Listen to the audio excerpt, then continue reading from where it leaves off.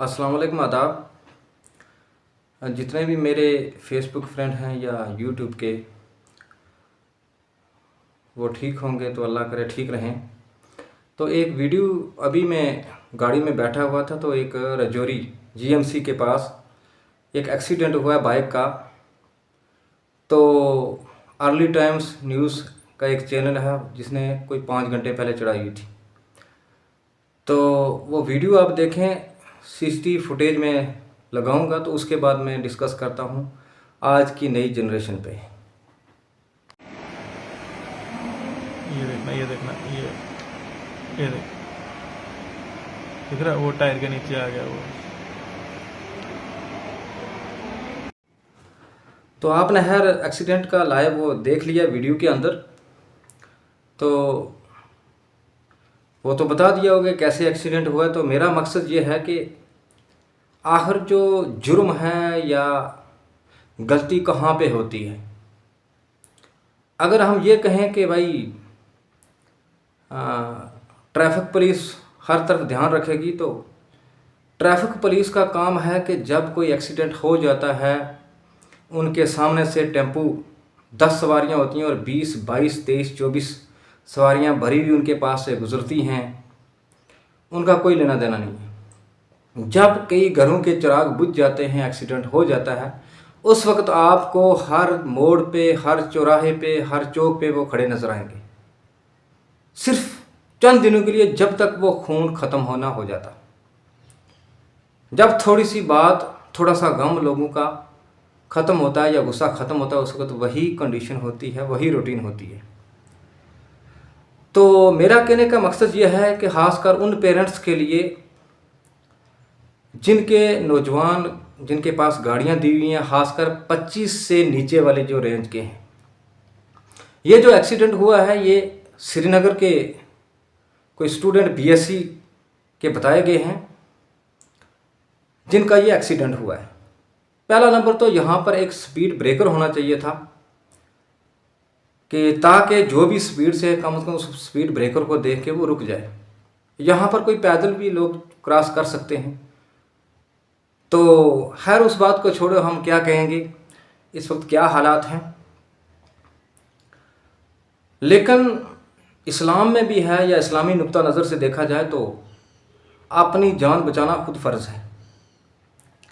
तो मेरे अंदर एक शुरू से ये बात होती है कि मैं हमेशा पुराने बुज़ुर्ग लोगों से, किसी भी फील्ड का हो, उससे मैं कोई ना कोई बात पूछता रहता हूँ, क्योंकि उन लोगों से कोई ना कोई अच्छी बात मिल जाती है।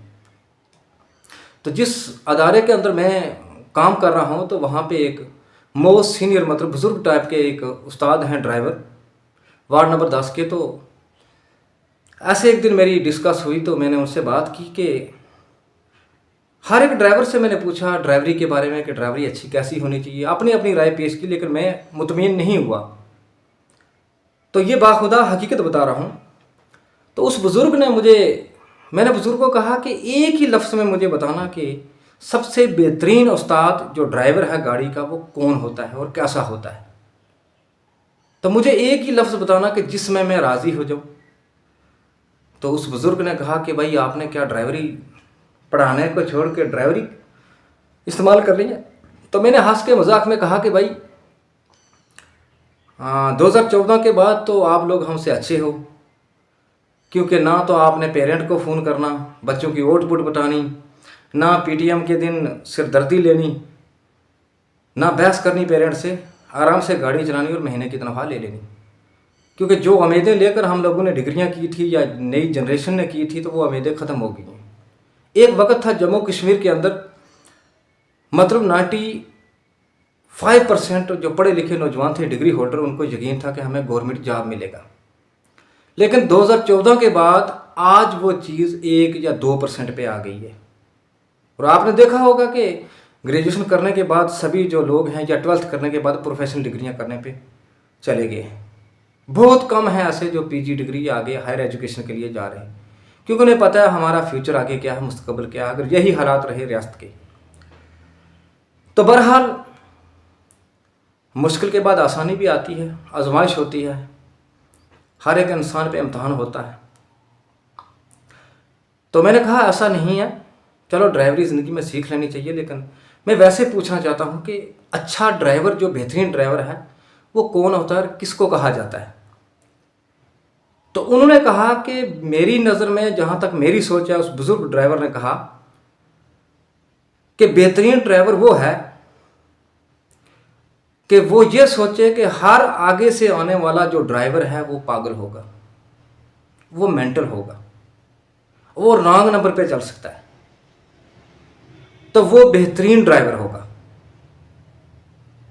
وہی سیف گاڑی چلا سکتا ہے، خود بھی سیف ہے، جو سواریاں ساتھ میں بیٹھی ہیں وہ بھی سیف رہیں گی۔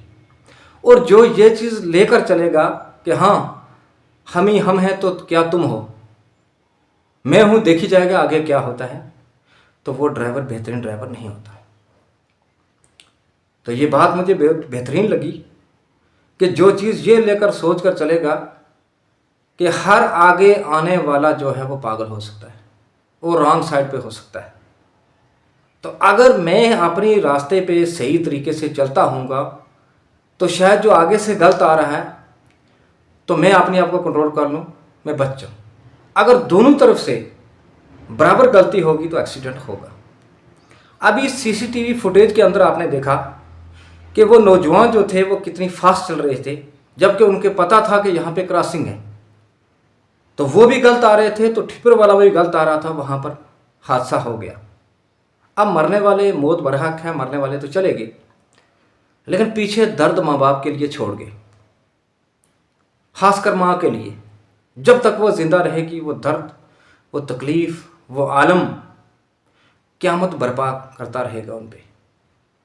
تو میں ان پیرنٹس کو یہ ضرور کہنا چاہتا ہوں کہ خدا را، کیونکہ پیسہ ہر فتنے کی جڑ ہے، ہر مصیبت کی جڑ ہے، کہ اگر آپ نے گاڑیاں دی ہوئی ہیں اپنی اولادوں کو تو کم از کم ان کو یہ گائیڈ لائن بھی ضرور دیا کرو کہ تیز چلنے سے کچھ نہیں ہوتا، اپنی حفاظت خود کرنی پڑتی ہے۔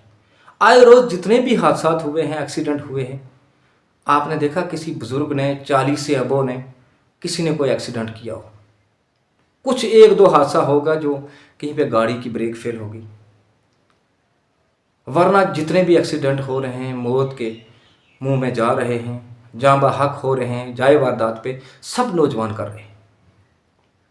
اور اس کا کارن سب سے پہلے ان کے ماں باپ ہیں، کیونکہ ہر مذہب کے اندر ہمارے قرآن میں کہا ہے کہ بچے کا پہلا استاد جو ہے وہ ماں باپ ہے۔ جیسی گائیڈ لائن ان کو گھر سے ملے گی ویسی ہی ان کو وہ آگے چلتے جائیں گے۔ آج ڈگریاں کر لی ہیں، لیکن سوشل ڈگری جو ہے وہ کسی کے پاس نہیں۔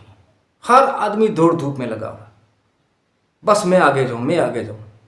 اس کا کارن کیا ہوتا ہے کہ انسان ایک بہت بڑے حادثے کا شکار بن جاتا ہے، اور پیچھے باقی والے جو زندہ رہتے ہیں ان کے لیے درد چھوڑ جاتا ہے ہمیشہ کے لیے۔